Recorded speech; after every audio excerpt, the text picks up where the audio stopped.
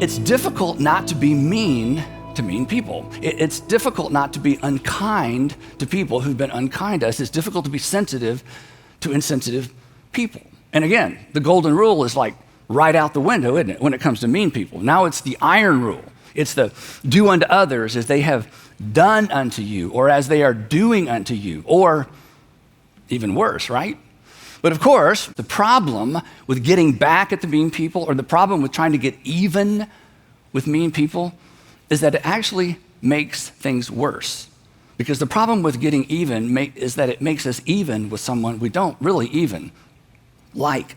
It makes us like someone that we actually dislike. So the question we're asking is, what do we do?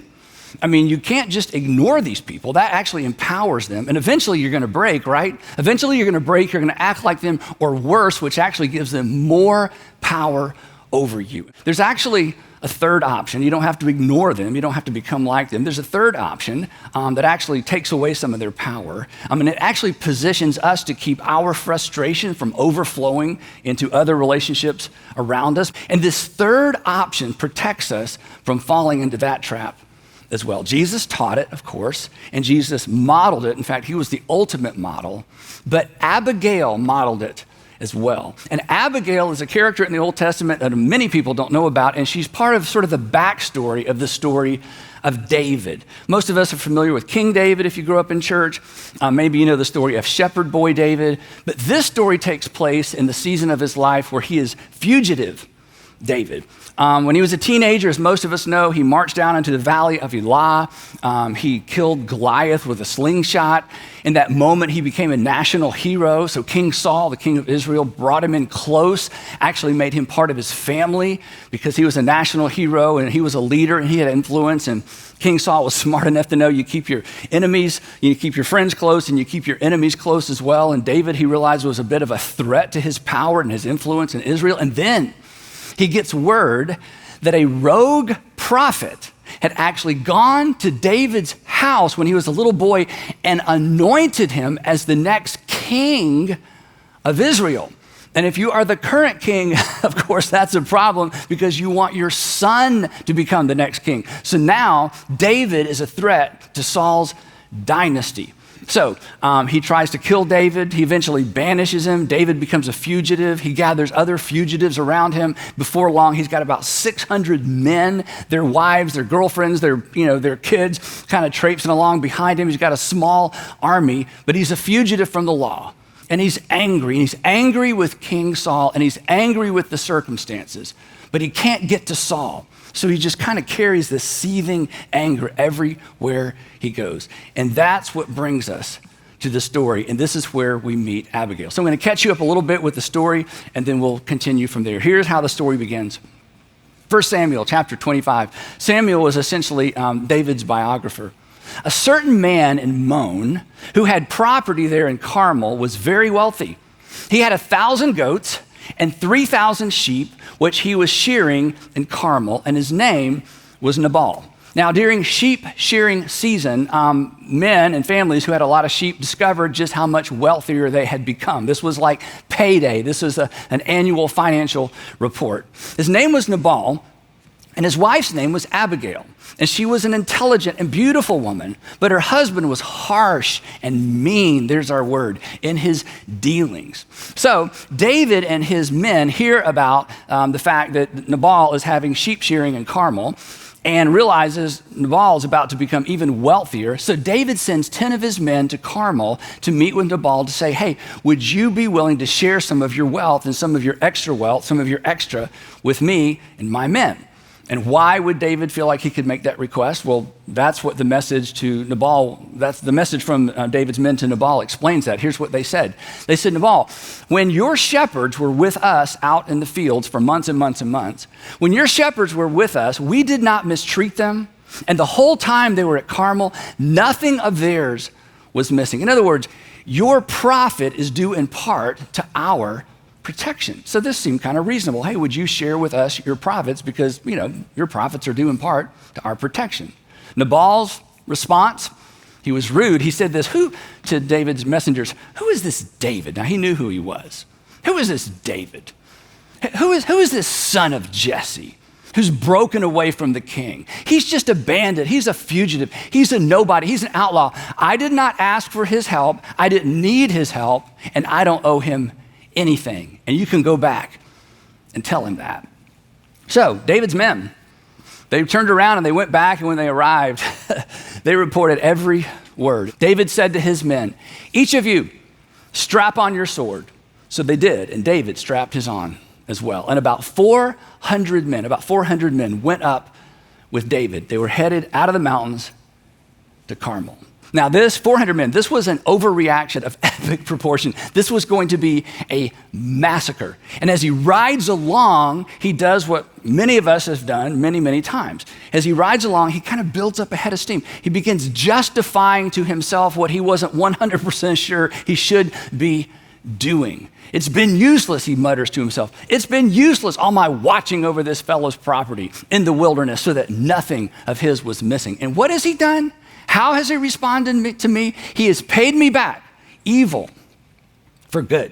And then God, David evokes God's name and invites God into the equation. May God deal with me, he says. May God deal with me. May God deal with David, be it ever so severely, if by morning I leave alive one male of all who belong to him. I'm going to kill his servants, his friends, his sons, and then I'm going to kill him. So he's riding along, he's hurt, he's angry, he's powering up. It's going to be evil for evil. He's really channeling, I think, his frustration with King Saul, but King Saul is untouchable. But he's found somebody he can take his anger out on. Meanwhile, back in Carmel, here's what happened. One of the servants, Nabal's servants, told Abigail, Nabal's wife, David sent messengers. You weren't here, we find out later. You weren't here, but let me tell you what happened.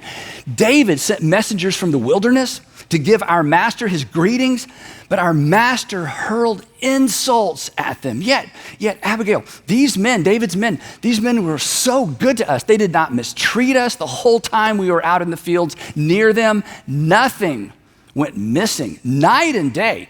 Night and day. They were like a wall around us. They protected us the whole time we were herding our sheep near them. And then she says, Abigail, think it over. I want you to think it over and see what you can do, because disaster is hanging over our master and his whole household. And then I think she leans in. She doesn't say this very loud. She whispers in Abigail's ear, he is such a wicked man. He's such a wicked man that nobody can talk to him. So Abigail acted quickly. And here's what she does. It's kind of interesting. She assembles a caravan of food donkeys. Okay, you're familiar with food trucks? Okay, food donkeys, a caravan of food donkeys. She gets all these donkeys, ties them together, and then she loads them up with food. Food donkeys. There were hundreds of loaves of bread, figs, cakes, wine. She just loads them up. She knows she has about 400 male mouth to feed. And then she told her servant, this was so smart. She said to her servants, you go on ahead, you head out toward the plain. I'll follow you. But she did not tell her husband, Nabal, what she was up to. Meanwhile, coming down out of the mountains, here comes David and his 400 men armed for battle, and he's just mumbling to himself, building up this head of steam, building up justification for what he's about to do. And as he comes out of this ravine, the text tells us, he comes out of this ravine onto this big wide open plain. And what does he see? A caravan of food donkeys. And in the front is this beautiful woman. And it totally messes up his mood. Have you ever had that happen? Like you've got your speech perfectly planned and you've kind of built up a head of steam and you're going to go home or you're going to walk down to the other office. You got it all worked out. And then somebody apologizes or somebody does something so nice for you. It's like, I was so mad. I was perfectly mad. I was perfectly mad to deliver this message. So here comes David. I mean, he's spent all this time. He's got these guys and here's the food caravan ruins his mood. You just can't stay mad with that going on. So here's what the text says. When Abigail saw David, she quickly got off her donkey and she bowed down before David with her face to the ground. And this is so powerful. She begins to speak to David. She begins to speak to David as if he is already the man that she hopes he will become. Anyway, here's what she does. It's so powerful. She fell at his feet and she said, "Pardon your servant, my lord, and let me speak to you." In other words, just give me a minute. "And please hear what your servant has to say. Please," she says, "pay no attention to my husband, my lord, that wicked man Nabal. He is just like his name. His name means fool, and folly goes with him. So you're not wrong about my husband, okay? And as for me, your servant, I wasn't there when your 10 men showed up and made the request. If I'd been there, I may have been able to influence my husband. I wasn't there. This wasn't my fault," referring to the 10 men that David had sent ahead of time. Then here she goes. This is so powerful. Here's what she says. And now, my Lord, as surely as the Lord your God lives, and as you live, since the Lord has kept you from bloodshed, since the Lord has kept you from avenging yourself with your own hands." And David's like, "He did?" She's like, "Yes, he did. In other words, David, you're not the type of person that would avenge yourself on a defenseless person, are you? Well, I guess I'm not." And then she gives him credit again for being even better than he was about to be. She continues, "And let this gift, which your servant has brought to my Lord, be given to the men who follow you."